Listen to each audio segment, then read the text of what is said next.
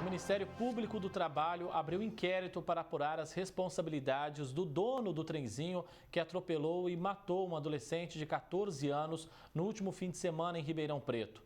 O menino estaria em horário de trabalho. Jean Macena, 14 anos e uma vida interrompida tão cedo. No asfalto, a fantasia que ele usava no dia do acidente. O adolescente morreu na madrugada de sábado para o domingo, atropelado por um trenzinho da alegria. Imagens cedidas pelo programa Igor Oliveira mostram as cenas mais tristes de se ver. Segundo o pai, que falou com a nossa produção por telefone, mas não quis gravar entrevista, sábado teria sido o primeiro dia de trabalho do filho para ganhar R$ 5 naquele dia. Mas ele não sabia disso. Teve conhecimento depois por terceiros. A Promotoria de Justiça Criminal aguarda a conclusão do inquérito policial para tomar as medidas cabíveis. Existem 3 situações aí. Uma afeta a promotoria, que é a questão criminal de homicídio culposo, cuja pena é de 1 a 3 anos de detenção, praticadas em tese pelo motorista do caminhão, não pelo proprietário da empresa.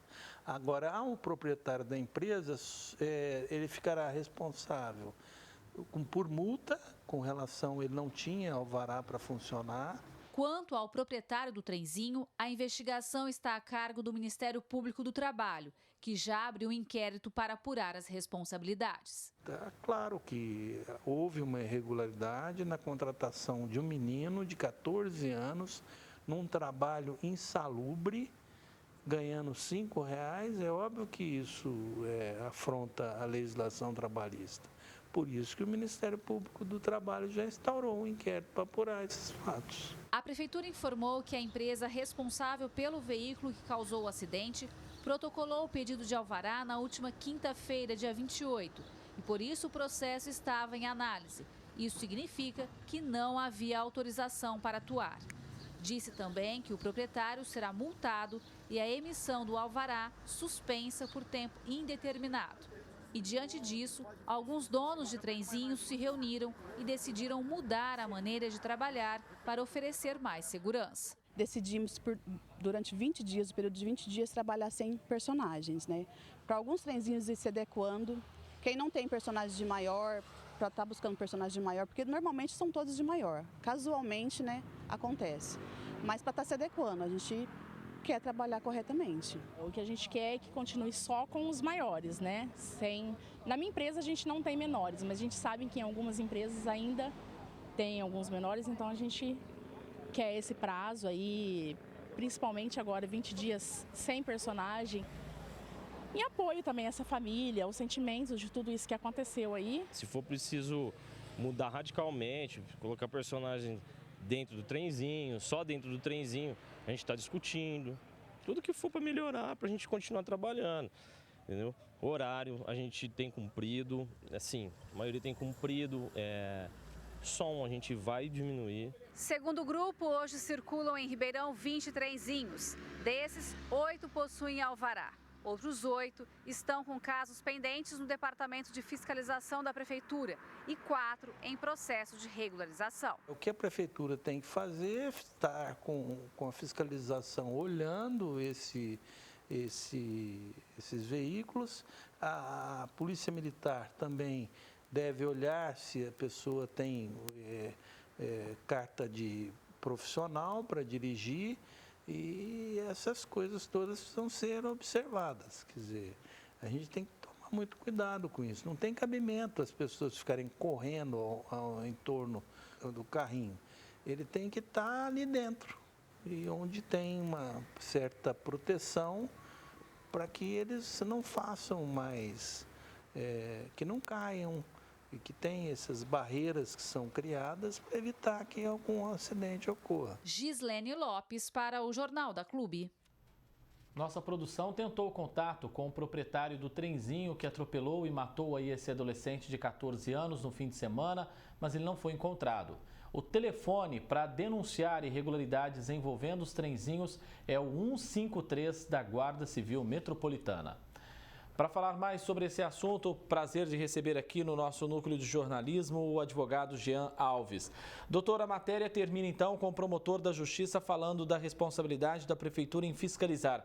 É isso que realmente falta? Fiscalização para fazer valer a lei e garantir segurança a todos. Uma ótima tarde ao senhor. Boa tarde, André, ao telespectador do Jornal da Clube. André, fazendo um estudo amplo dessa situação, nós verificamos que, na verdade, não falta somente a fiscalização, que infelizmente é deficiente em Ribeirão Preto em várias áreas, mas sim uma regulamentação específica de uma lei em que nada sanou os problemas que são antigos, pelo menos desde o ano de 2013 nós temos diversas tragédias com mortes de adolescentes que acabam sendo aí explorados por essas empresas. E esse estudo científico, inclusive, aponta que em diversas cidades que têm o mesmo panorama de Ribeirão Preto não comportam mais esse tipo de recreação. Ou seja, com todo respeito àqueles que têm essas empresas e fazem disso do seu trabalho, este modelo de recreação não comporta mais, porque ele promove tragédias, ele promove insegurança e promove a exploração do trabalho de adolescentes de forma completamente irregular e contrária à legislação trabalhista. E até reforço aqui o que uma moça disse, né? Que o dela já é regulamentado, ela trabalha só com a maior de idade, ou seja, a gente sabe que tem alguns irregulares, mas tem sim aquele que fez da função regulamentado e trabalha sem nenhum tipo de problema. Agora, doutor, o que diz a lei dos trenzinhos aqui em Ribeirão sobre o horário, som alto e tudo mais? Sim, impõe aí o dever com alguns parâmetros específicos para que o som não ultrapasse, não incomode os moradores por onde haja a circulação desses trenzinhos, e também é rigoroso quanto à especificação de proibição de trabalho de menores de 18 anos, que só podem estar nessa condição dentro de um programa sério de aprendizagem, o que nós sabemos que não é o caso. Muitas dessas empresas acabam explorando esses adolescentes, pagando aí de R$ 5 a R$ 50 por uma jornada de trabalho irregular. Agora, falando sobre sobre o proprietário do trenzinho que causou esse acidente fatal no fim de semana, o veículo dele não tinha alvará. Isso é uma grande falta de responsabilidade, ou seja, atuar sem autorização e usando crianças aí nessa atividade. Com toda certeza, e pelo estudo que nós fizemos, são mais de 50% desses trenzinhos recreativos que atuam em Ribeirão Preto de forma irregular, e a Prefeitura tem conhecimento disso e não vimos aí uma ação coordenada e séria a fim de barrar a circulação desses trenzinhos. Ou seja, é uma situação que circula Ribeirão Preto, relembra a morte de outro adolescente no ano de 2018, isso já aconteceu em outras cidades, por isso que as municipalidades que também tiveram esses problemas acabaram optando pela proibição ou por uma norma rigorosa com a fiscalização adequada para que esses acidentes não ocorressem mais. Alguns donos de trenzinhos disseram aí para a Gislene na reportagem que estão dispostos a mudar, falaram aí em não contratar mais menores de idade para ficar ali fantasiado, somente maiores, também reduzir o som, já é um bom começo pelo menos. Olha, André, a iniciativa de estar dentro da lei, na verdade, constitui o básico, né? Eu creio que a solução é um pouco mais complexa, tem que ser chamada uma audiência pública, a Câmara Legislativa tem que trabalhar em conjunto com a Prefeitura e também com os proprietários, a fim de uma readequação nestas normas aqui de Ribeirão Preto, a fim de que efetivamente garanta a segurança, fazendo aí a comunhão com o lazer das pessoas que se utilizam desse serviço. Hoje, Ribeirão tem 20 trenzinhos, desses 20, só 8 possuem alvará, os demais, então, estão pendentes dessa regularização.